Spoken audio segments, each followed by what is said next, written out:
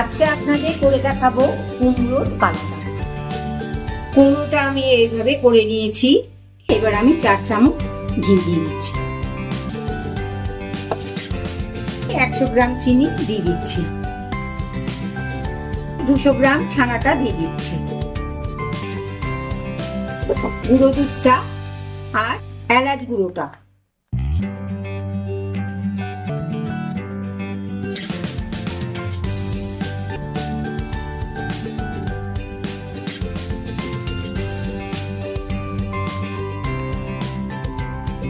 দেখুন কালাকাতটা হয়ে গেছে। এবারে নিচে 8 ঘন্টা ঠান্ডা করতে দেবো।